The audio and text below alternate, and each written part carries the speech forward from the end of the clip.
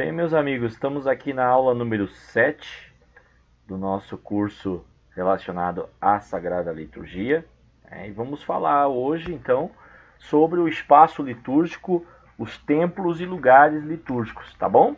Vamos conversar um pouquinho, então, sobre essa questão, conhecendo as principais partes do templo, né? E falando um pouco da história da arquitetura cristã, para que vocês possam identificar no seu dia a dia essas construções, esses elementos, tá? Veja que nós estamos no nosso curso não entrando assim no nível grande de aprofundamento, mas é importante assim dar um start, tá?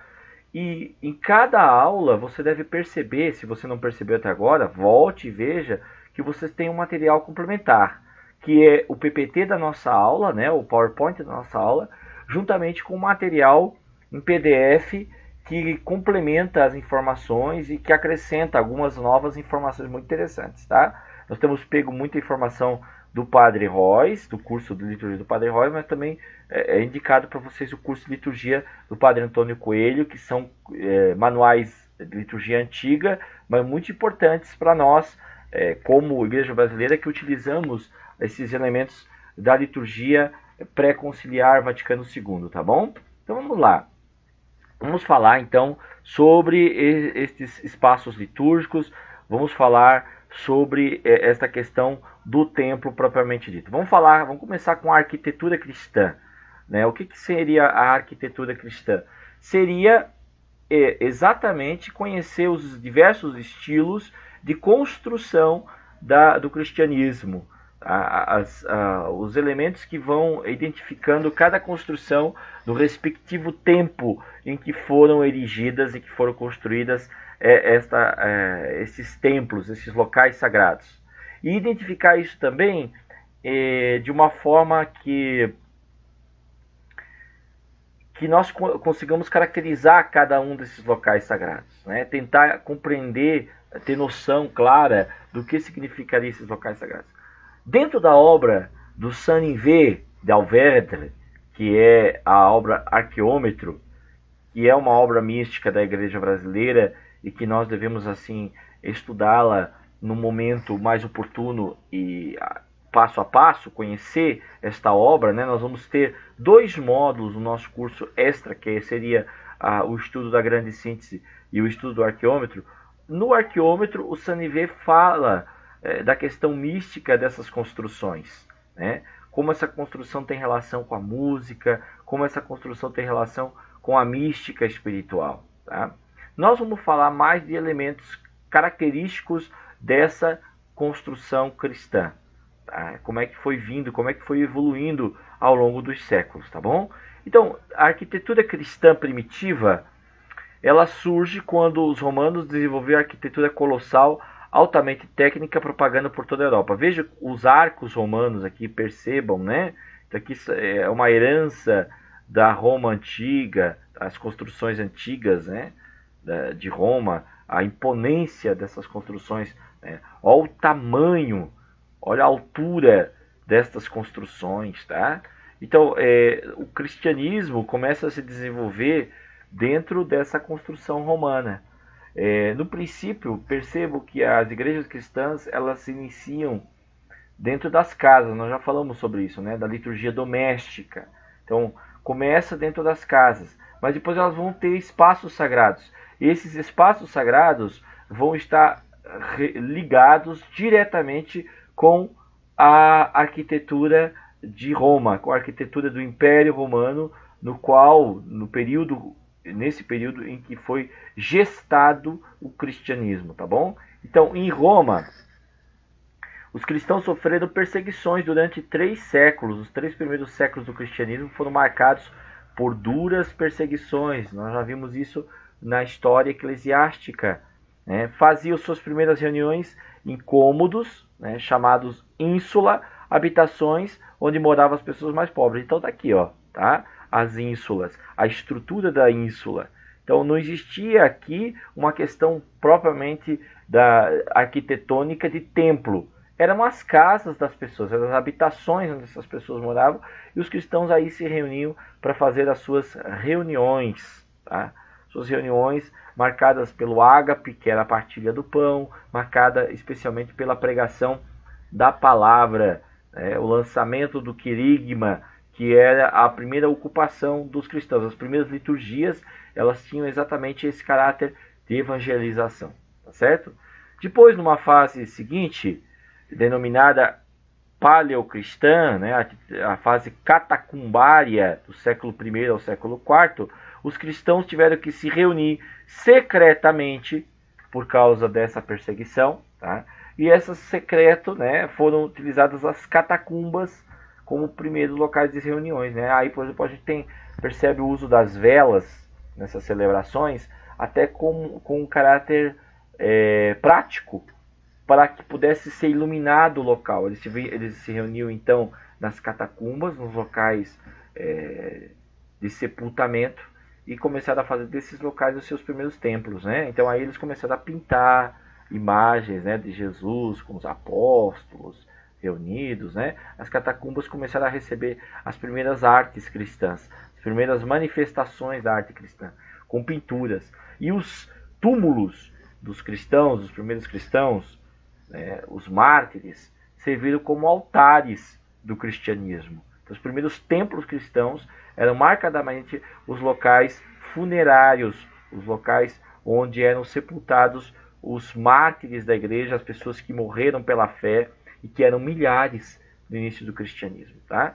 O reconhecimento do cristianismo como religião oficial do Império Romano foi feito pelo imperador Constantino no ano 330, esse reconhecimento oficial. Mas já no Edito de Milão, em 313, tá? Depois de Cristo, começa a haver a Pax Romana e o início do cristianismo como igreja. Foi dada a ele uma liberdade de culto. E de 313 a 330 houve essa evolução. Em 330 o cristianismo passou a ser a religião oficial do Império. Como se tornou religião oficial, começou a ganhar prestígio. E esse prestígio dá início à fase basilical. Nós tínhamos a catacumbária, que era a primeira, agora a basilical. Surgem as primeiras basílicas do cristianismo. As catacumbas cedem espaço a uma arte mais rica, as basílicas que outrora eram usadas como templos pagãos e que passam a receber elementos do cristianismo, templos cristãos, tá bom? Basílicos quer dizer casa real. Por quê? Porque é a casa do grande rei Jesus. Na Roma Antiga, a basílica era um edifício de planta retangular com grandes dimensões. Era destinada a assuntos judiciais, a encontros comerciais, tá? As primeiras basílicas de Roma. Com o fim da perseguição aos cristianismos, os romanos cederam algumas basílicas para que eles também se reunissem. Então surgiram as primeiras grandes casas cristãs, por causa também da quantidade de cristãos, gente? E precisava ter uma casa maior, Aquela casa lá, aquelas primeiras habitações que serviram para os cristãos se reunirem, bem como as catacumbas, já não comportavam o número dos cristãos. Então foi necessário, digamos, essas grandes casas, tá? Então aqui está um mosaico, digamos assim, digamos uma planta dessas primeiras basílicas, dessas casas retangulares, tá? E aqui diz assim que o mosaico foi escolhido para revestir as paredes internas. Então a arte sacra, ela se dava na forma de mosaico, tá? Então existia um teto que era visível, tá? A estrutura, o madeiramento do teto era visível, era comum isso, Existia uma parte de entrada que era conhecida como adro e que começou a ser utilizada com a piscina batismal para os ritos de batismo, tá? E lá na frente vai existir um local do presbitério, o local onde vai ficar o bispo, a cátedra do bispo e os presbíteros, os sacerdotes da igreja.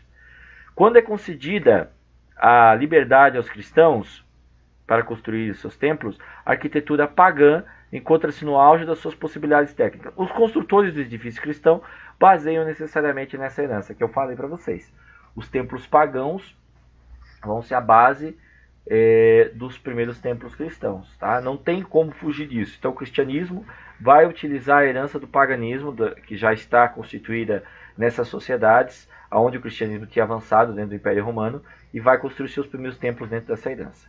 As basílicas, então, essas basílicas, os primeiros locais de templo sagrado do cristianismo, as casas reais, elas possuíam 3 naves. As naves é onde fica o povo da igreja, tá? A da direita era destinada aos homens, a da esquerda às mulheres e ao centro para os catecúmenos, para aquelas pessoas que se preparavam para o batismo e queriam se tornar cristãos. Então, essa era a estrutura. Tá? As primeiras igrejas construídas em Roma seguiram o modelo das basílicas romanas, porque melhor atendiam a necessidade de reunir o número de fiéis. Uma galeria, às vezes ladeada por 2 torres, né, dava acesso à nave principal. O teto era de alvenaria ou de madeira e era exposto. Então está aqui, ó, tá? Digamos, a planta da basílica, né? A nave central para os catecúmenos, tá? A nave das mulheres e a nave dos homens, tá? Desculpe, é isso, né? A nave dos homens e das mulheres, desculpe, dos homens e das mulheres. E aqui ficava a ábside, tá? A ábside onde ficava o altar-mor, tá? E o coro da igreja, os bispos e o clero, tá bom? Então essa era a estrutura da igreja. Esse transepto depois vai ter 2 altares laterais, tá? Esse transepto, que é um local de trânsito, era um local vazio, né? Aqui vai ter altares laterais para celebrações também, tá? Bom, vamos ver aqui, vamos adiante. O transepto, ele atravessa perpendicularmente o corpo do edifício. Dividia o edifício em 2 espaços, para os fiéis e para o clero. O simbolismo tem planta em cruz, né? Veja que aqui é como se fosse uma cruz realmente, né? A planta da igreja é a cruz, né? Aqui, ó, tá vendo? Uma cruz. Então, aqui no caso, o clero se coloca, né? Que é o presbitério, que a gente chama, e aqui as naves, a nave central e as naves laterais, tá bom? Onde fica o povo, tá certo? Aqui nós temos a Basílica de São Pedro, inicialmente construída por Constantino sobre o túmulo de Pedro entre 324 e 349. Está aqui, ó. Então a Basílica de São Pedro, ela tem essa estrutura, tá certo? Ó, as cúpulas que vão surgir um pouco mais tarde, tá? As cúpulas, que são elementos também arquitetônicos que recordam a elevação do homem até Deus, tá? Um elemento que volta-se o homem para o céu, para o sagrado, né? As igrejas vão ganhar adornos depois no seu teto, para representar essa ligação do homem com Deus, tá? O edifício atual sobre o original, que resistiu até o século XVI. Então, esse edifício original, que foi construído por Constantino, que nós temos aqui na figura, tá?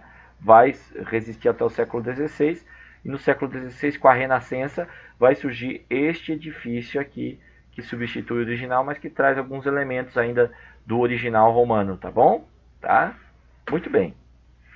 A cúpula, como nós falamos, ela tem uma finalidade de reproduzir a abóbada celeste, ou seja, o céu. Ela recorda o elemento celestial, tá? E é um estudo interessante para a estrutura das engenharias da Renascença, especialmente, né? Da ligação do homem até Deus. A Renascença, ela vai ser marcada pelo antropocentrismo em lugar do teocentrismo, e essa busca da elevação do homem também, tá bom? A arquitetura românica, tá, até o século XX, em todos os países de fé cristã, construíram grandes edifícios, as catedrais, no estilo dominante de cada época. A catedral sofreu ao longo do tempo mudança estética, mas não estrutural. O que é catedral? Cátedra quer dizer cadeira. A igreja catedral é a igreja onde está a cadeira do bispo. Por isso a igreja principal, tá certo? Então, catedral, igreja onde está a cadeira do bispo, a sé episcopal. Sé também é um nome utilizado para a cadeira, tá? Então, a sede, a sé episcopal, tá bom? Essa arquitetura românica teve alguns estilos, né? Então, por exemplo, as primeiras é a abóbada de arestas, tá vendo aqui, ó? As arestas, ó, elas se juntam num ponto central. Então, a abóbada, que é essa curvatura de arestas.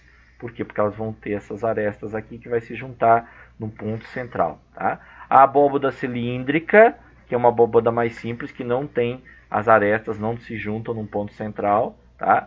Aí nós temos depois a arquitetura gótica, tá? que tem esses dois tipos de arco. Primeiro esse, depois este aqui, o arco em ogiva, que nós vamos ver em algumas igrejas alemãs, estilo alemão muito forte, muito presente, a arquitetura gótica da Idade Média, tá? A partir do século XI. E a arquitetura renascentista volta um pouquinho aqueles elementos de Roma antiga, né? Mais arredondada, a abóbota, tá? O arco, né? O arco arredondado, tá? Chamado arco de meio ponto, o arco de volta perfeita, tá? E esse período vai ser após a Idade Média, que vai caracterizar-se pelas ogivas que nós vimos antes, né? As catedrais góticas, tá? As catedrais foram mais escassas na Renascença, sem as majestosas dimensões da Idade Média. A Idade Média muito forte, a arquitetura da Idade Média, especialmente a arquitetura gótica. E depois da Renascença, a arquitetura barroca. Nós temos igrejas no Brasil, no estilo barroco, as igrejas que tem aleijadinho, aquelas igrejas começam no século XVI, estilo barroco, né? O estilo mais opulento, mais cheio de ornatos, especialmente no retábulo do altar. O que é o retábulo, gente? Os antigos altares estão presos na parede, tá? Os altares dessas catedrais medievais, eles estão presos na parede. E lá atrás existe um elemento de ornato, né? Esse ornato é conhecido como retábulo, né? Vai estar lá as imagens dos santos, vão estar esculturas, né? Vão ser colocadas as velas lá na banqueta desse retábulo, né? E o sacerdote vai se voltar para este altar, vai celebrar a missa voltado para esse altar, tá bom? Esse retábulo ele é realmente ornamentado com elementos contorcidos e espirais que causam esses diferentes efeitos visuais, tá bom? A arquitetura religiosa no Brasil, de modo especial, veio primeiro com uma arquitetura do século XVI, né? Uma arquitetura já em estilo da Renascença, tá? Mas mais simples até pela escassez de recursos, né? Começa a existir. Depois a igreja do Mosteiro de São Bento, 1617 a 1690, foi construída, tá? Ó, a igreja do Convento de Santo Antônio no Rio de Janeiro, tá? Um estilo mais simples, um estilo da arquitetura portuguesa, realmente, da Renascença, tá? Muito comum, a gente vê, ó, como é que era, né? Uma parte mais retangular, né? E as torres muito utilizadas, né, nas igrejas, tá? E essas abóbodas em cima da igreja, sempre também muito utilizadas, tá? As portas, em cima da porta, né? Essa parte que orna a porta da igreja é retangular, tá?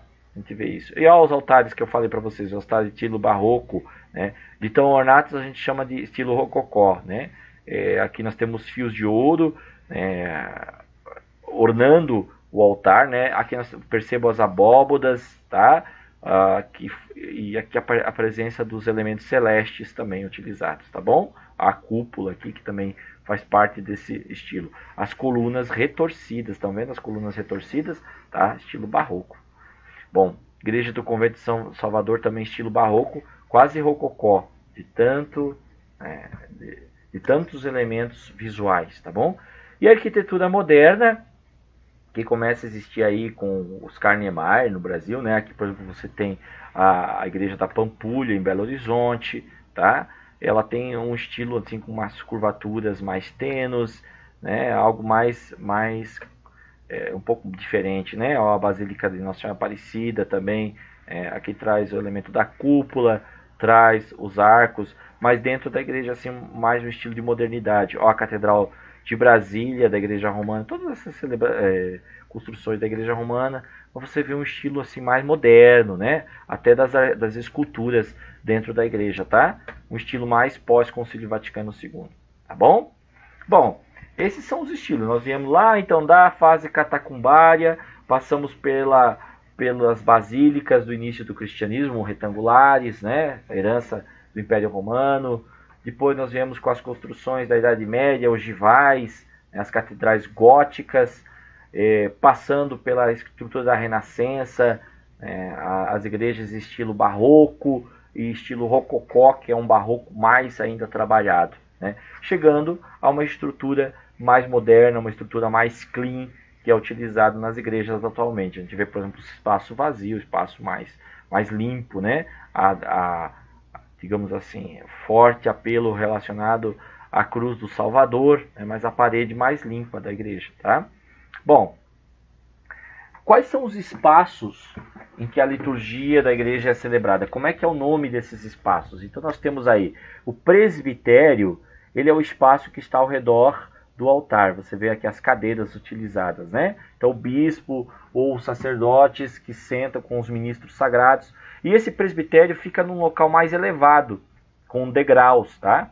Esses degraus que formam o presbitério vão ser encimados, ou seja, sobre esse degrau vai ter um degrau acima deles que se chama supedâneo. O que é o supedâneo? O supedâneo é o local onde fica o altar sagrado, é o local mais elevado da igreja. Abaixo do presbitério nós temos a nave, então onde ficam os fiéis, e acima, então, o presbitério onde ficam os presbíteros, e o local do altar é o supedâneo, o degrau superior, tá? Onde o altar representa ali o local de celebração, de sacrifício, né? E o local de, digamos assim, onde seria o túmulo do Senhor, tá? Então o presbitério, o altar representa isso, né? O local do sacrifício, que seria o próprio túmulo de Jesus, tá bom? Então o altar, ele é um espaço sagrado, ele é um espaço consagrado na igreja. O altar, ele é consagrado, ele recebe uma pedra dara, tá? Pedra dara, uma pedra consagrada, com grãos de incenso, né, na celebração da consagração da igreja. Existe um ritual específico de sagração, de consagração das igrejas, né, onde o bispo, por exemplo, faz a cruz gregoriana no chão da igreja, né, ele faz a cruz grega, desculpe, né, com água gregoriana. A água gregoriana, ela é feita com cinzas, com as cinzas abençoadas, né. É um ritual específico que você vai encontrar no Pontifical da igreja. Aquele livro pontifical tem o ritual de sagração da igreja. E o altar é consagrado nesse ritual, né? A pedra dara, onde ficará exatamente postada para ser colocado o cálice sagrado e se fazer o sacrifício eucarístico. Então essa mesa não é uma mesa qualquer. É uma mesa que recebe uma pedra dara, que é consagrada para a utilização do altar, tá certo? Além do altar, nós temos aí, vejam, um espaço mais simples, tá? Aqui, bem simples, inclusive, diga-se de passagem, o sacrário. O sacrário, ele pode ser feito numa capela lateral, um espaço onde pode haver adoração dos fiéis, de preferência ser assim. Por quê? Porque aí o cortejo, na hora da comunhão, vai até o sacrário, pega o sacrário, vem com as velas, com os cereais para o altar-mor, para distribuir o Santíssimo Sacramento e fazer deste momento realmente um momento solene. Sacrário ou também tabernáculo, em homenagem ao tabernáculo lá da antiga lei, né, o local do Santo dos Santos, onde ficava a Arca da Aliança. É uma urna, é uma arca, então, onde se guarda o Santíssimo Sacramento, as hóstias consagradas, tá certo? É um local que merece na igreja, no templo sagrado, um espaço mais adequado, né? Por quê? Porque é um local sagrado, é um local de espiritualidade, um local onde as pessoas devem se ajoelhar, orar, um local onde deve haver silêncio, reflexão, tá certo? Então o sacrário, local sagrado. No lado do sacrário está faltando aqui, você pode ver nessa imagem, tem que ter a lâmpada do Santíssimo Sacramento, tá? Lâmpada do Santíssimo, que expressa para a comunidade que está presente ali a Jesus sacramentado, a hóstia consagrada, motivo da nossa adoração e fé, tá bom? Outro espaço que merece também vamos dizer, um destaque nosso é a pia batismal, o batistério, local do batismo, local celebrado, onde celebra o batismo. Aqui nós temos um exemplo de pia batismal, tá? Geralmente esse batistério ele é colocado embaixo da torre da igreja, tá? Embaixo da torre, então a igreja é construída com a torre, embaixo da torre é construído o batistério, né? Geralmente com uma imagem de São João Batista, né? Um mural de São João Batista, mosaico, batizando a Jesus, tá? E o batistério, então, é esse espaço onde se batizam as nossas crianças, tá? É um local reservado para o batismo. Lembra lá no início do cristianismo, nas primeiras basílicas, existia no átrio um espaço com a piscina batismal. Então esse batistério, ele recorda esse espaço batismal. A celebração batismal sempre teve um grande destaque na nossa fé cristã. Quando nós falamos, por exemplo, do tempo litúrgico, a gente viu que no sábado da aleluia era dedicado, o sábado da aleluia, inclusive a celebração mais importante do ano, era dedicado para a liturgia batismal. Os elementos da liturgia batismal compõem a celebração do sábado da aleluia, até hoje. Né? Todos aqueles elementos que se fazem, as bênçãos do sábado da aleluia, tem a ver com a liturgia batismal. O batismo é importante no cristianismo. Nós vamos falar, por exemplo, especificamente numa aula sobre a liturgia do batismo. Mas eu estou falando aqui agora sobre esse espaço chamado batistério, que é o local onde se celebra o santo batismo. Tá bom? Aqui nós temos a credência. O que é a credência? A credência é o local onde se colocam os objetos litúrgicos que vão ser utilizados para a celebração. Tá? Nós vamos falar especificamente em outra aula sobre esses objetos, né? O cálice, a píxide, o cibório, o lavabo, né? E todos os elementos, manustério, sanguíneo, né? O corporal, pala, todos os objetos, a sineta, os objetos que são utilizados para a celebração litúrgica são colocados nesse espaço chamado credência, que é uma mesa geralmente colocada ao lado do altar mor da igreja, o altar da celebração, tá bom? É utilizado para isso. Além disso, nós temos um espaço atrás do altar, geralmente, que é a sacristia. Sacristia composta com armários, tá? Onde você coloca, onde você organiza nessas gavetas as alfaias litúrgicas, e na parte vertical, né, nos cabides verticais, você coloca os paramentos, tá? Casula, alva, capa de asperges ou capa pluvial, tá? Batinas, sobrepeliz. Você vai colocar aí também as vestes episcopais, caso haja um bispo, caso seja uma igreja catedral, né? A mursa, a moseta, o roquete do bispo. Então, é o local, a sacristia, onde se guardam os objetos sagrados. Na sacristia deve haver também uma mesa, onde você vai arrumar os paramentos, né? Com uma cruz, onde se faz uma pequena oração prévia, né? O local para lavar as mãos do sacerdote antes de vestir as suas vestes, tá? Então é importante essa sacristia ser organizada nesse sentido, para favorecer uma preparação espiritual à celebração litúrgica. A nave da igreja, nós já falamos em outra ocasião, é o local onde ficam os fiéis da igreja, aí geralmente composta por bancos, né? Antigamente esses fiéis não ficavam misturados como nessa foto, né? Ficavam os homens, as mulheres e os catecúmenos, né? Depois só homens e mulheres, tá? Mas é um espaço reservado para os fiéis, tá? Além da igreja, do local igreja, nós temos um outro local sagrado muito importante do cristianismo, que é o cemitério. O cemitério também é considerado um espaço sagrado. Tá? Cemitério, a palavra grega koimiterium, que é um local de descanso, ou dormitório, ou komastai, dormir. Né? O cemitério ele é um local sagrado. Por quê? Porque ele recebe uma bênção solene do bispo, tá? Tem uma bênção própria para o cemitério, né? Feita pelo bispo, né? E pela presença dos restos mortais dos santos que gozam da visão beatífica, ou ao menos estão certos de alcançá-la. Então também eles santificam este local, os nossos santos, a comunhão dos santos. Né? São aqueles santos que não são canonizados pela igreja, mas que estão aí, seus restos mortais sepultados.